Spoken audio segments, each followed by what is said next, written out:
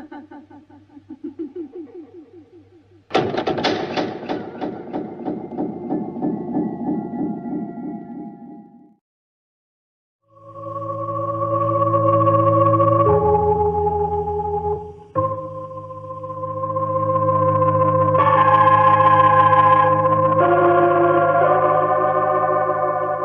New York, the makers of Clippercraft Clothes for Men and 924 leading retail stores from coast to coast present the world's most famous detective, Sherlock Holmes.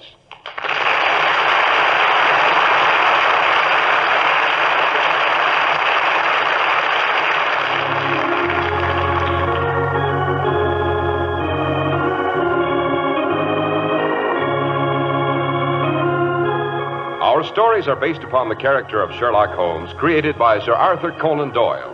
Sherlock Holmes is portrayed by John Stanley, Dr. Watson by Alfred Shirley, and the dramatizations are by Edith Meiser.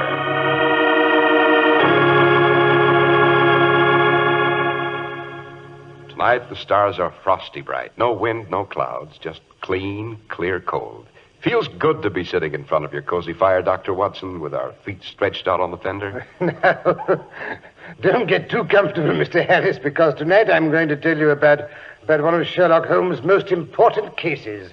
The case of the stolen naval treaty. A naval treaty, Doctor? A highly explosive document. Explosive? Yes, it threatened to blow the peace of Europe into bits. And did it? Now, really, Mr. Harris, you mustn't get ahead of the story.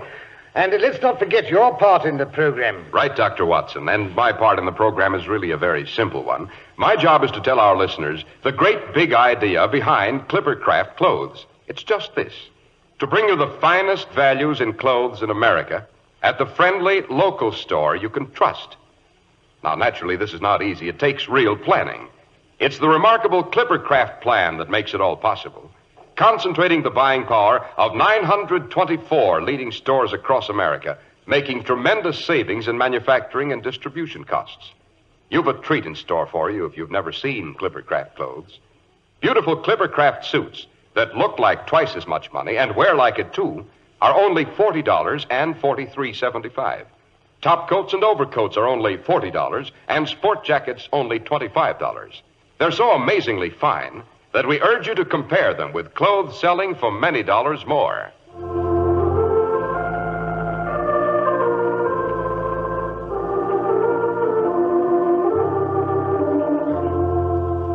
And now, Dr. Watson, how about that stolen naval treaty? Yes, let's see.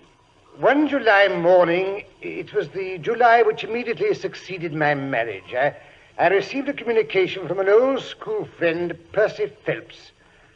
Percy's mother's brother was Lord Holhurst, the great conservative politician. This rather gaudy relationship was of little value to him when we were at school, I can assure you. However, the letter seemed to be fairly urgent, so I hurried around to Baker Street.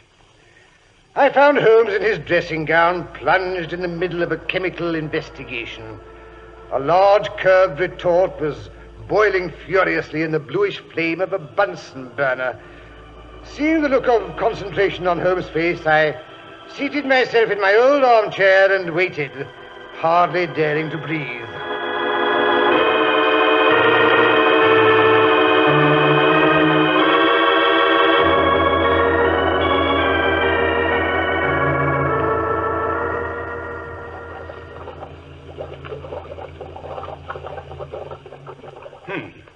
Most enlightening.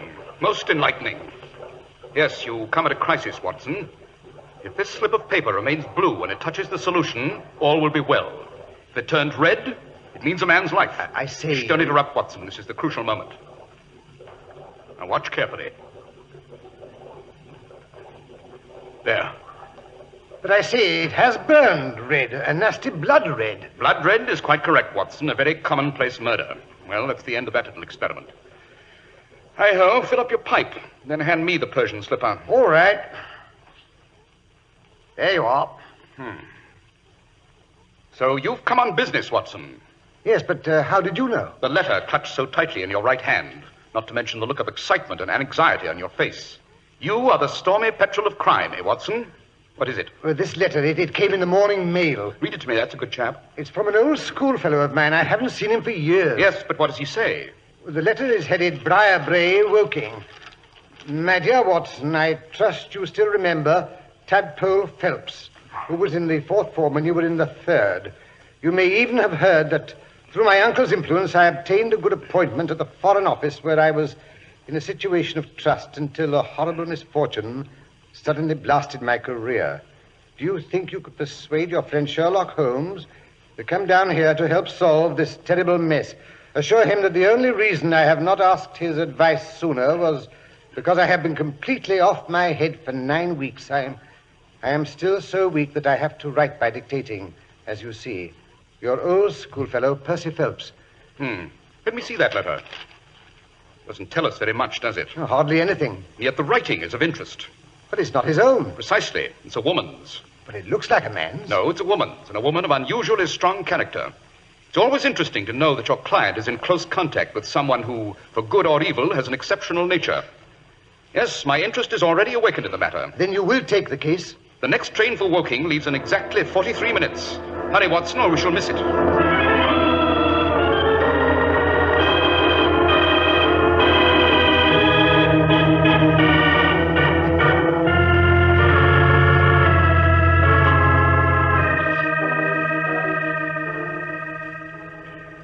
If you'll step in here, gentlemen, I'll find out if Mr. Phelps can see you. Dear, dear. The old place hasn't changed since the days when I used to visit here on my vacations. Makes me feel quite young again. Ah, Sherlock Holmes, I perceive. And Dr. Watson, too, I presume. So glad you could come. Percy's been inquiring for you all morning. Poor chap. He clings to any straw. My dear man, I may look as thin as a straw, but I promise you I have more weight mentally. I perceive you yourself are not a member of the family. Oh, dear me. How did you know? The monogram on the pocket of your blazer, J.H. Oh, of course. For a moment, I thought you had done something clever. My name is Harrison, Joseph Harrison. Percy is engaged to marry my sister Annie. So I shall soon be a relation, by marriage at any rate. My sister is with him now. She's nursed him hand and foot during these trying 2 months. Soothing his fevered brow, eh, lucky fellow? Yes. You'll find them in his room. My room, rather. At least it used to be my room, until he came home after the catastrophe and collapsed. They couldn't carry him upstairs. He was in such a state, so they took him into my room. Well, we'd better go in at once. I know how impatient he is to see you. Yes, this conversation is delightful, but after all, we did come to see Mr. Phelps. Oh, yes. Quite so. Come this way. It's in this wing, next to the dining room, you see. This is the door. I'll leave you here. You can come in if you like. Oh, no, thank you, no. Invalids are always depressing, and with this misfortune hanging over his head... Oh, poor fellow. Very well. Come in. Oh, you've come at last. At least, I presume this is Sherlock Holmes. Quite. And how is your patient? Oh, he's much better, thank you. Watson, my dear fellow. Well, Terry Badger, Hello. I'm glad to see you. I hardly knew you under that moustache. Delighted to see you both. Oh, this is my fiancée, Miss Harrison. Please, sit down. Shall I leave, Percy? Oh, no, don't go, Annie. If you don't mind, Mr. Holmes. Not at all. I feel much steadier when she's here. Quite. And now, Mr. Phelps. Well, you see, Mr. Holmes, it's like this. I was a happy and successful man, on the eve of being married, and then this dreadful misfortune wrecked my life. I'm a broken man, my honor gone, I'm ruined, I tell you. Percy, please, you'll make yourself ill again. I'm sorry, Annie. Perhaps you'd better just tell us the facts as quietly as you can. Yes, of course, Mr. Holmes. I was, as Watson may have told you, in the Foreign Office, in a responsible position. My uncle, Lord Holdhurst, is the Foreign Minister, you know. Well, nearly 8 years ago, weeks rather, the 23rd of May to be exact, he called me into his private room and informed me that he had a commission of trust for me to execute.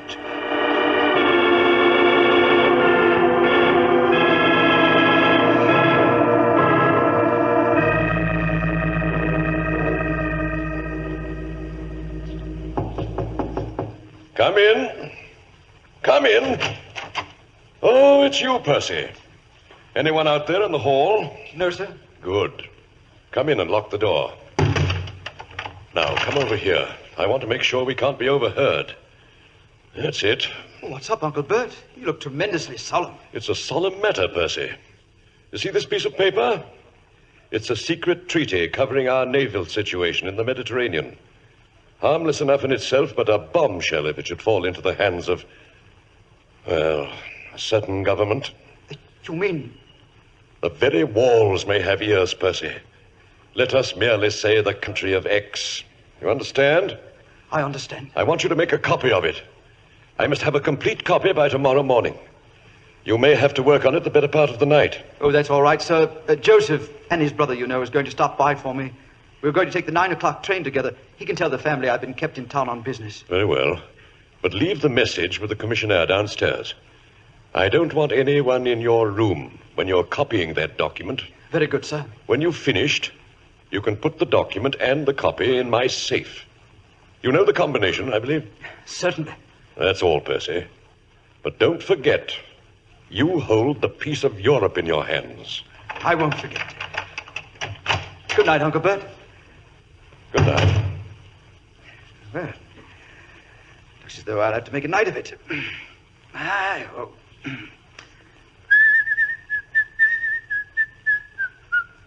What? Hello, Goro.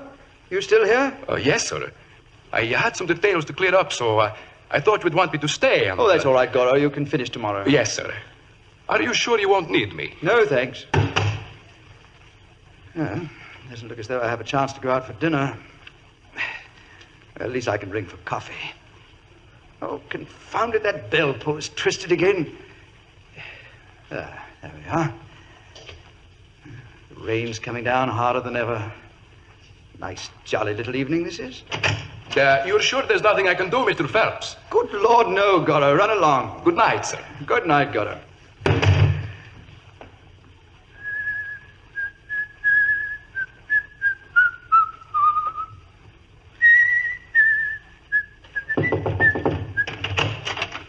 Hello. Who in thunder are you? I'm the commissioner's wife, sir. What's more, I'm the char lady around here. The char lady? Oh, I see. I don't believe I've ever had the pleasure of making your acquaintance before. No, sir, that you haven't. If you mean what I think you do. Oh, would you inquire if your esteemed spouse would spare me a cup of the excellent coffee he keeps hot for any pay slaves of the Empire who are obliged to work at night? You mean Herbie should bring you up a cup of coffee? Yes, please. I'll see what I can do about it. Yes, use your influence. Well, now, let's have a look at that treaty. Great Britain, a triple alliance. Yes.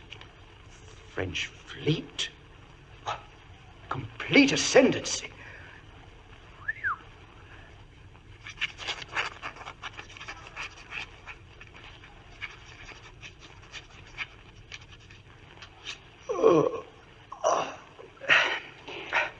It's no use. I'm too drowsy. I think I better have a cup of coffee. Herbert! I say, Herbert, coffee! Oh, confound the fellow. Do I have to go all the way downstairs? Herbert!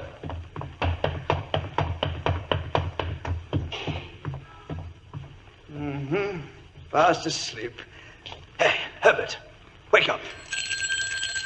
Hello. Oh, it's you, Mr. Phelps. Yes, I came down to see if my coffee was ready. But I think the front doorbell just rang. Bell? Yes, sir. But if you was here, who rang that bell? What bell? I told you it was the... It's the bell of the room you was working in, sir. Great thunder, my bell? There's no one up there. The treaty. Oh, good heavens, I left it on the table. Quick, Herbert, we've got to get up there. Something terrible is happening. What? Oh, no, don't run so fast, sir. Pray God, it's not too late. Oh, wait, I'll open the door. Stand back, Herbert. They may be armed. I've got my army revolver. Why, there's no one here.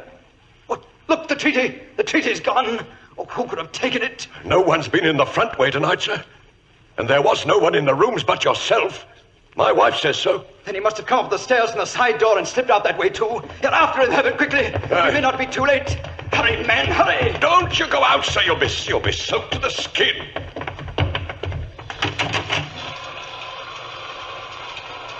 There's a policeman on the corner. Maybe he's seen something. I say, Bobby. Yes, sir. There's been a robbery in the Foreign Office. Has anyone passed this way? Been standing here a quarter of an hour, sir, and only one living soul's passed in that time. Who was it? A tall old lady in a paisley shawl. She seemed in a hurry. Well, that was my wife. Which way did she go?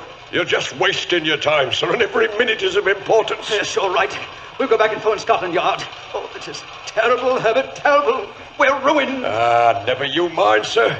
You'll lose your post, perhaps, but they can't do nothing so dreadful to you. It's not myself I'm thinking of. It's England.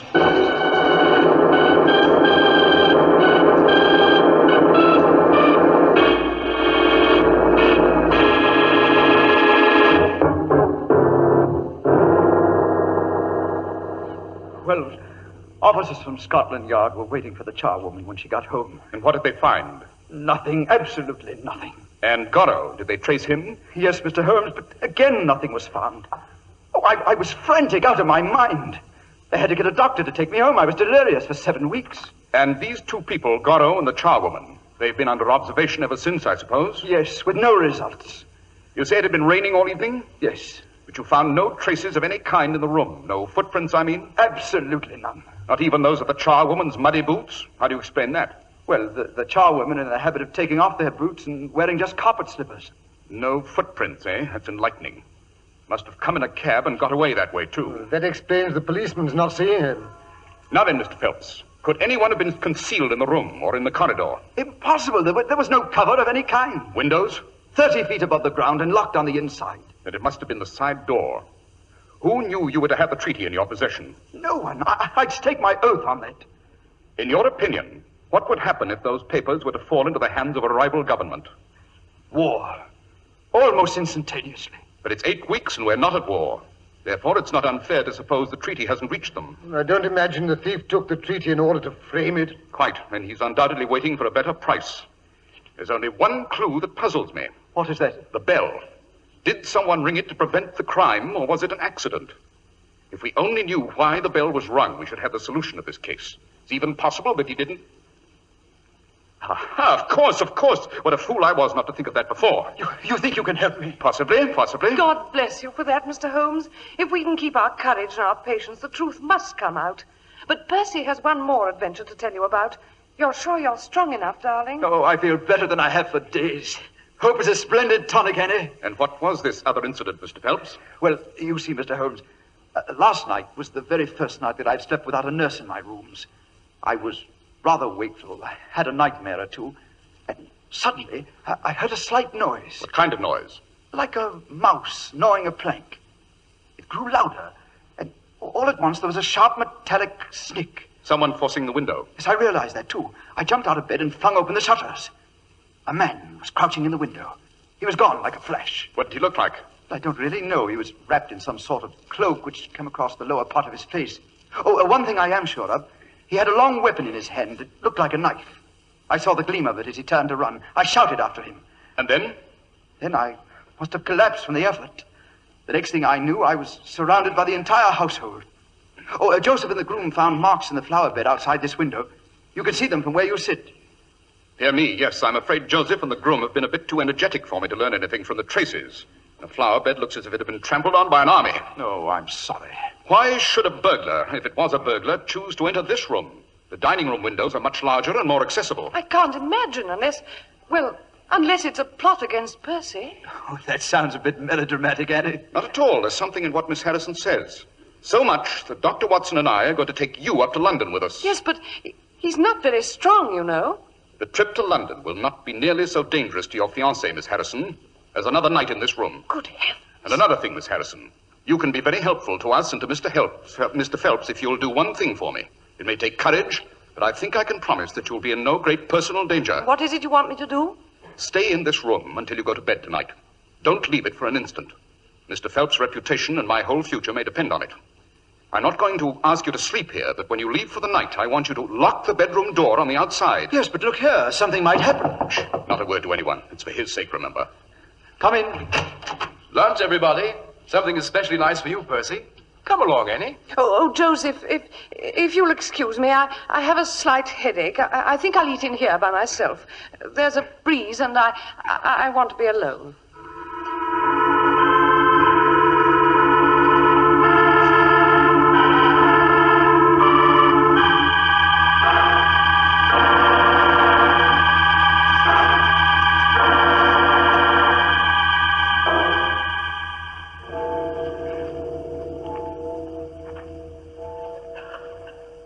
can't say I enjoy cross-country walks in the middle of the night, Watson. I thought we were going back to London. That's what you told everybody. We get on the train with Percy and the nurse, and then we get off at the next station and leave Percy and the nurse to go up to London alone. It doesn't make sense. Stop fussing. He'll be all right. I sent him on to Baker Street. With any luck, we should be there ourselves in time to have breakfast with him. Yes, but why sneak back to Briarbrae like this? Not so loud. There's the house now. You can see its gables in the moonlight. Follow me here, through the hedge. Yes, but why the hedge when the gate's open? Not so loud. We've got to get as near to the house as possible without being seen. I say there's quite a mist rising. Ghostly-looking white strips of it over there in the meadow. I say, look. The lamp is still lit in in Joseph's room. Miss Harrison must have kept her promise. Shh. Yes. There she is, reading a book. Now she's put it down. She's picking up the lamp. I say, Holmes, she must be getting ready to go to bed. Quite possibly, Watson. I only hope she doesn't forget to lock the door on the outside. There she goes, to the dining room.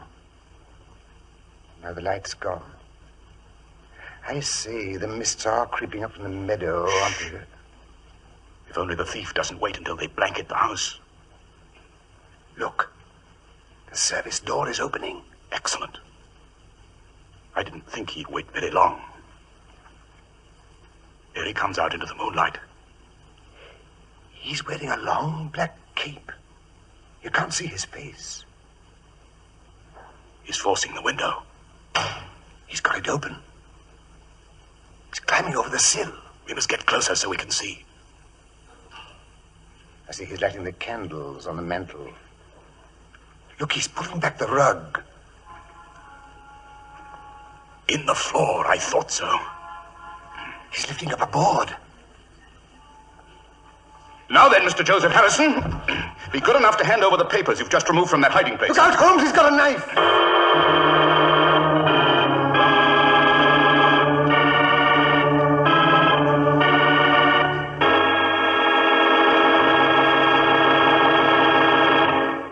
You really have to see Clippercraft clothes to know their excellence.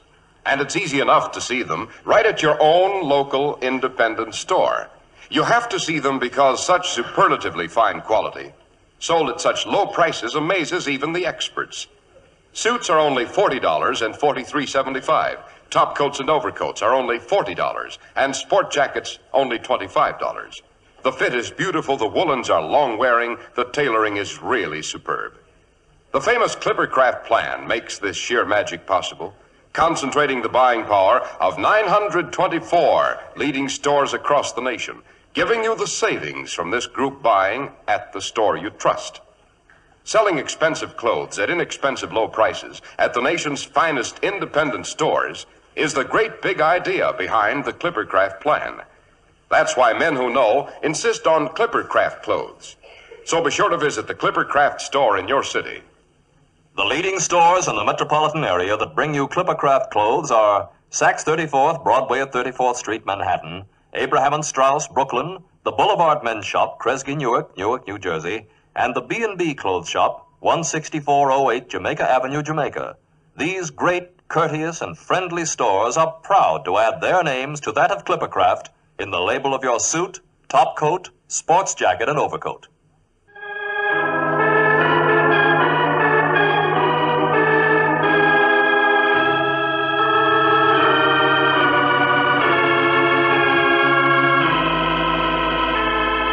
Now let's return to 221B Baker Street, where Percy Phelps is anxiously awaiting the arrival of Sherlock Holmes.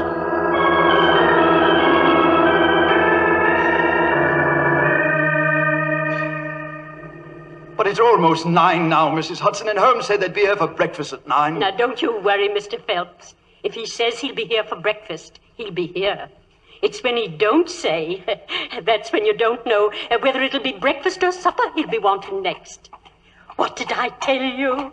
Here they are now, driving up in a handsome cab. There's the front door, and it's 9 to the second. Good morning, Mrs. Hudson. Good morning, sir. Breakfast is on the table, piping hot. But I say, Holmes, you've been wounded. Your hand's all tied up. Just a scratch. Breakfast. 3 covered dishes. Splendid. And plenty of steaming coffee. Excellent. Did you... I mean, has anything... Come. Business can wait until after breakfast. You look as if you needed a bit of nourishment, Mr. Phelps. Well, I'm really not very hungry. Well, we are, aren't we, Watson? I'm ravenous. Aha! What's this? Curried chicken. And, this? Ham and eggs. Better and better. Which will you take, Mr. Phelps? Thank you. I couldn't touch a thing. Oh, come, try the dish before you. I'd rather not, really. Well, then, I suppose you have no objection to helping me. Let's see what that dish contains. Certainly. What? It's papers. It's the naval treaty. The naval... Oh, God bless you, Mr. Holmes. God bless you. You saved me and you've saved England. Don't mention it, my dear chap. Don't mention it.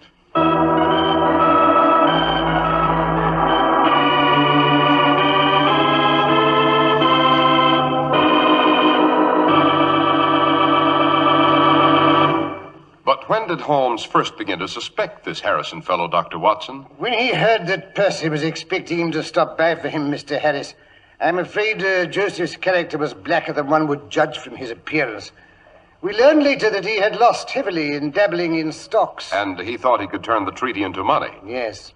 Besides, no one but Joseph could be so anxious to get into that bedroom because no one but Joseph could have concealed anything there. Also, the attempt was made the first night the nurse was out of the way. Therefore, the intruder was well acquainted with the house. But the bell, Dr. Watson, why was that so significant? Well, Mr. Harris, it showed that the thief had not come there to Percy's office to steal the papers. He came for another reason, by appointment, as we know. He rang the bell and then happened to see the papers. Dr. Watson, was he convicted? No, the case was never brought to court. It would have been too ticklish a position for the Foreign Office. He was advised, however, to get out of the country and stay out. And did Percy marry the sister doctor? He did. And to this day, I don't believe she knows why her brother never returns to England. My, that was an exciting case, Dr. Watson. And now, what story are we to have next week? Well, let me see. Next week, I think I'll tell about the Cornish horror, or the cradle that rocked itself. The cradle that rocked itself? Yes, Mr. Harris, the rocking cradle was supposed to indicate that someone in the Trevining household was about to die. As a matter of fact, there were 2 deaths, and another that Holmes... Well, suppose I leave that till next week, eh?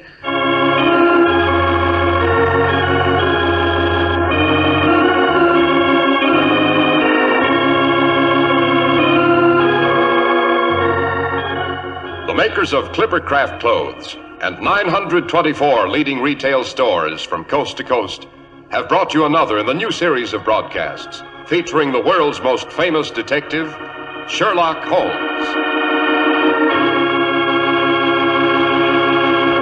Sherlock Holmes is produced and directed by Basil Lochran, with special music by Albert Berman.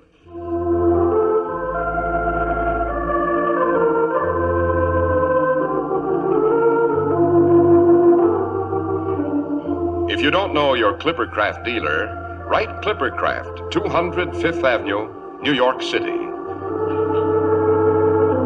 Be sure to listen next week to Sherlock Holmes in the case of the cradle that rocked itself. If you'd like to attend the Sherlock Holmes broadcasts in New York, see your local Clippercraft dealer, and he'll tell you how to obtain your tickets.